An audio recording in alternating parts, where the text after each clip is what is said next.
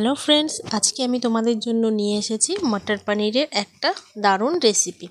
তো ভিডিও শুরু করার আগে বলবো, তোমাদের যদি এটা ভালো লেগে থাকে তাহলে কিন্তু চ্যানেলটাকে সাবস্ক্রাইব করে দিও। তো এখানে দেখো, এটা রেডি হওয়ার পরের পোর্শনটা আমি তোমাদের দেখাচ্ছি। এবার কি করে বানাবো সেটা দেখে নেওয়া যাক। তো এখানে আমি কিছু মটরশুঁটি ছাড়িয়ে নিয়েছি, 1 বাটি মতো। তো সেটাকে আমি কি করব, একটু গরম জলে হাফ সেদ্ধ করে নেব। তো বেশিক্ষণ লাগবে না, 1 থেকে 2 মিনিট মতো একটু বয়েল করে নিয়ে জলটা ঝরিয়ে নিতে হবে। এরপর একটা কড়াই গরম করতে আমি দিয়ে দিয়েছি, আর তাতে আমি পরিমাণ মতো দিয়ে দেবো সাদা তেল। আর পনিরটা এরকম করে কিউব করে কেটে নিয়েছি, তোমরা তোমাদের মনের মতো সাইজ করে কেটে নিও।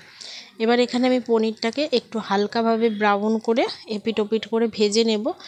কাঁচা পনির অতটা পছন্দ করে না বাড়িতে, তাই একটু ভেজে নেব। তো এখানে আমি হলুদ নুন কিছুই দিইনি। তো তোমরা স্টেপ বাই স্টেপ দেখতে থাকো, তাহলে বুঝতে পারবে আমি কোনটা কেন দিলাম। তো পনিরগুলো ভেজে রেখে দিলে কিন্তু একটা শক্ত ভাব চলে আসে, তো তার জন্য তোমরা অবশ্যই একটু গরম জল করে তার মধ্যে নুন ফেলে দেবে, দিয়ে পনিরগুলো ওর মধ্যে চুবিয়ে রাখবে। তো এই জলটা কিন্তু পরে আমাদের রান্নাতে কাজে লেগে যাবে। তো এখানে দেখো, আমি 2টো পেঁয়াজ নিয়েছি কিছুটা রসুনের কোয়া 8 থেকে 10টা মতো, আর নিয়েছি এবার এটাকে কিন্তু আমাদের হালকা করে ভেজে নিতে হবে। তার মানে এই না যে লাল লাল করে, হালকাভাবে ভেজে নিলে টেস্টটা কিন্তু দারুণ হয়। তো এর মধ্যে আমি 2টো টমেটো দিয়ে দেবো। তো আমার কাছে লাল টমেটো নেই, থাকলে কিন্তু তরকারির কালারটা আরও সুন্দর হতো। তো এবার এখানে 2টো কাঁচা লঙ্কা দিয়ে দিলাম। এবার সমস্তটাকে আমি একটু ঠান্ডা করে ব্লেন্ড করে নেবো ভালো করে মিক্সিতে দিয়ে। তো দেখো, এখানে আমি নামিয়ে নিয়েছি, আর এখানে এভাবে ব্লেন্ড করে নিয়েছি। এবার কড়াইতে দিয়ে দেবো তেল, সেম কড়াইতেই। আর এখানে এর মধ্যে আমি কিছু ফোড়ন দেব। তো একটুখানি বেশি তেল লাগে রেসিপিটায়, তাহলে খেতে বা দেখতে দুটোতেই সুন্দর লাগে। তো এর মধ্যে আমি দিয়ে দিচ্ছি 2টো তেজপাতা, আর দিয়ে দেবো গোটা গরম মশলা, তার মধ্যে এলাচ, দারচিনি আর 2টো লবঙ্গ। আর এখানে দিয়ে দিলাম আমি কিছুটা জিরে ফোড়ন। এরপর মিক্সিতে ব্লেন্ড করে রাখা মশলাটা দিয়ে ভালো করে কষাতে হবে, আর ধৈর্যটা এখানেই রাখতে হবে, কারণ না হলে কিন্তু টেস্টটা ভালো আসবে না।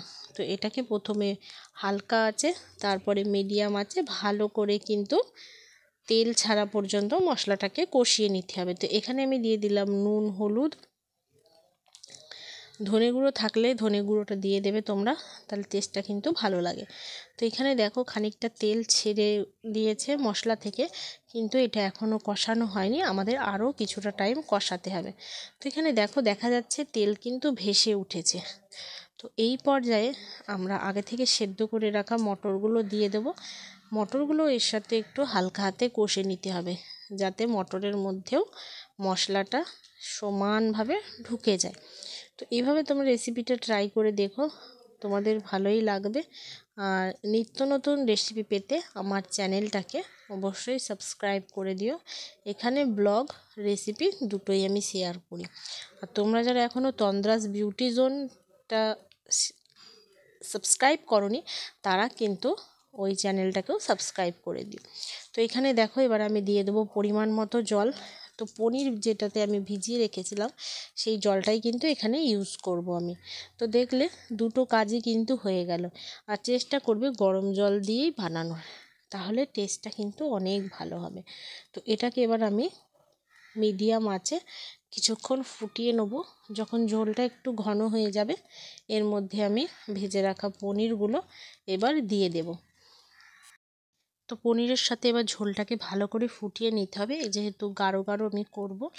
তো এবার দেখো, আমি অন্য দিকে কিন্তু একটি কসুরি মেথি একটু ড্রাই রোস্ট করে রেখেছি, সেটা ক্রাশ করে এর মধ্যে দিয়ে দিতে হবে। এটা দিলে কিন্তু টেস্টটা অনেকটা বাড়ে, না থাকলে তোমরা স্কিপ করে যেও। তো এবার দেখো, এটাকে অল্প একটু গরম মশলা দিয়ে আমি এটাকে বন্ধ করে দেবো গ্যাসটা, আর একটুখানি কিছুক্ষণের জন্য ঢাকা দিয়ে রেখে দেবো, যাতে গরম মশলা আর কসুরি মেথির স্মেলটা সমস্তটা তরকারির মধ্যে চলে যায়।